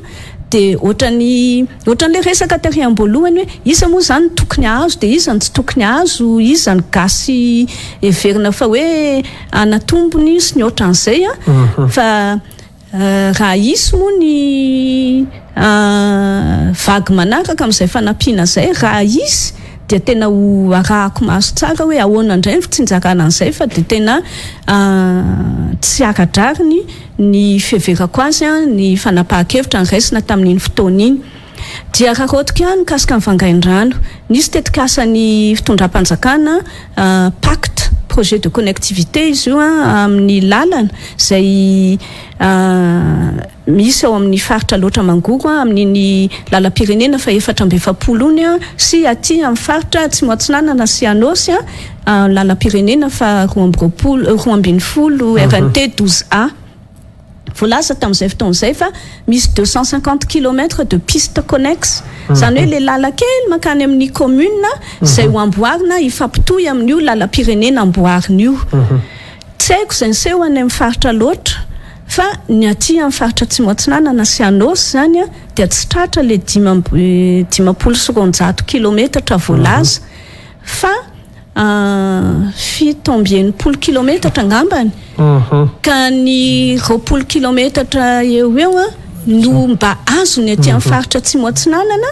aty amin'ny district amin'ny Vangaindrano fa ny 420 kilometatra mahery dia faritra nosy ny nahazo azy nefa niaraka ny fampidinika an'io tamin'ny volana aprily 2024 ny vory tale taolagnaro mbola lehibe ny faritra indray matoa ministry ny asa vaventy teo aloha tamin'izay fotoan'izay ary ny fandresy lahatra tamin'io dia efa samy nekena hoe nisy tolotra avy any amin'ny teknisiana dia mipetraka mazava tsara hoe mba samy mahazo zay tandrify aradrariny ny district Rotota faritra Rotota nefa n'izao dia tena mampametra-panontaniana ary todika any amin'ny tompon'andraikitra hoe aiza ho aiza fananinina izahay aty Vangaindrano tena atao zanaka kala hafa ve zay moa dia mbola tsy notsidiany Andriamatoa filoham-pirenena ny vahoaka ny Vangaindrano asa ve zao tafiditra ao anatin'ny tsy fahampikanina zao mba ho todiana amin'izay sy azo ny anjarany satria vahoaka malagasy manana ny zo feno amin'ny maha-malagasy azy ka raha misy fampiasam-bola mbahoaka raha misy fampiasam-bola mpanjakana amin'ny fanarenana n'izany fahantrana zany amin'ny fitsinjovana ny vahoaka sahirana dia mitaky ny anjara ny district amin'ny Vangaindrano ny tenako ankehitriny fa aza atao razany tsy tianareo satria mety misy fanehoan-kevitra manohitohina anareo entiko dia alao ho ahy fa vahoaka amin'ny Vangaindrano tompoko dia vahoaka malagasy mananjo feno ary tokony ho tsinjoviny izany fitondram-panjakana ankehitriny izany raha ohatra ka tena mihevitra fa tena manana ny fijery tsy mitongilana, manana ny fijery tsy mialonjafy zao fitondram-panjakana zao. Raha matoso mamoaka ny Madagasikara JOHASY Eléonore tapitra ny fotoanantsika ao amin'ny TLT fantatro fa mbola maro ny zavatra tokony resana kanefa moa tsika voafetra ny fotoana ihany sanatra anazy nefa raha misy ary afatra farany ngamany hoentinao ampanaraka ny fandarantsika. Ya misotranao Gasikara manome an'izay fotoana kely zay nandidina ny mahasolombavambahoaka ny tena mbetindresaka teto ary manodidina ihany koa ny raharam-pirenena amin'izao fotoana izao izay hiatrika fifidianana isika atsoatsy natsidiko tery am-piandohana hoe tena isy marina ve satria ny tetibolan'io fifidianana io hatreto aloha ny fahafantarana azy dia tsy ampy ary tsy tantaratreto hoe tena ho avy ny fanampiana amin'ireo mpiray-ombinantoka amintsika toy ny fataony zareo tany aloha tany sy karaha teo moa raha ity fitondrana ity anisan'ny milaza hoe tsy dia mila an'izay fiankinan-doha amin'ny mpamatsy vola ivelany ka ho tanteraka ve rehefa tonga ny fepitaona tokony anatanterahana azy zany fifidianana izany engany satria izahay dia miandrandrana izany izahay iza moa ny tenako mahasolombavambahoaka fa izahay koa antoko tsara tafina izay ny tenako no mpandrindra nasionaly satria efa miomana amin'izay izahay ary ao anatin'izay satria tsy maintsy tonga ihany izay fifidianana izay dia mampatsiahy foana ho an'ny vahoaka manontolo izay ampitaona feno taona ny tokony isoratana anarana ary ny tokony hijerevana n'izany anarana izany any anaty lisitra na inona fiheverantsika ny mety iseho na ahoana dia tsara satria olo-pirenena mananjo isika dia miomana amin'izay fanehoan-kevitra sy fanehoan-tsafidy izay ka izay no tiako hoentineto amin'izao famaraparanana zao ary rehefa tonga ny fotoana dia matoky foana ny vahoaka malagasy izay misy moa ny fidiny tenako ary misy raha teo no manaraka tsy tapaka ny fizotra ny raharam-pirenena fa vahoaka manam-piheverana vahoaka manana fahatokisana ary vahoaka mandala ny demokrasia ka vonona hitondra ny fanehoan-keviny amin'ny fotoana tokony hanaovana an'izany ka izay no ataoko hoe tsy mampisy ihany tenako velively ny fahendreny vahoaka malagasy mpifidy ary manentana an'zareo hiomana sy hanaraka hatrany fizotra ny zavatra rehetrarehetra tsy ho voafitaky ny laingalainga sy ny fanasavorovorona ny saitsika fa aokatsika hifantoka amin'ny tena tombontsoa-pirenena aokatsika hifantoka amin'ny tena fijerevana ny hoavy sy ny mahatsara ny taranaka malagasy fa manana andraikitra an'izany isika ankehitriny ka tokony hiomana amin'izany fa tsy ho voarebireby ny seho sy ataoko hoe serasera izay tsy mifantoka any amin'ny tokony fiainam-pirenena ka ananatsika fiheverana matotra rehefa tonga amin'ny fotoana ka hifampilazantsika mikasika an'izay misaotra dia mirarisoa antsika rehetrarehetra ianao moa Gasikara dia antitra terina foana amin'ny fisaorana ianareo eto anivon'ny Real TV miaraka amin'ireo teknisianina maro samihafa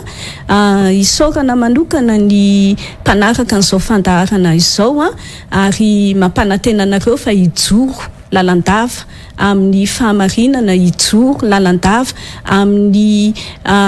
fanajana ny lalàna sy ny fifanajana eo amin'izany fanaovana politika izany fa kosa tsy hisorona amin'izay mety ho tombontsoan'ny firenena sy ny tanindrazana iarahamanana. Mankasiraka indrindra raha matosiny mahoaka ny Madagasikara no sady mpandrindra nasionaly ny antoko tsara tafina nanaiky nasain'ny fandarana ary fotoana ny ady hevitra moa zao raha matosy Solombavambahoaka fotoana hitondrana hevitra ihany koa satria amin'ny everitsika fa ny électoral anazy zany tena zava-dehibe ary fitezana ny vahoaka ihany koa ny fandarana salamtony zany indrindra no ankasitrahako anao sy ny antoko tsara tafina nanaka an'izay fanasana zay misaotra indrindra tompoko. Misaotra tompoko. Isaorana koa tsika rehetra tany atokantrano niaraka taminay hatramin'ny farany tamin'ity alina ity mametraka ny mandrapitafa ho manaraka indray toko lasy vafy veloma tompoko.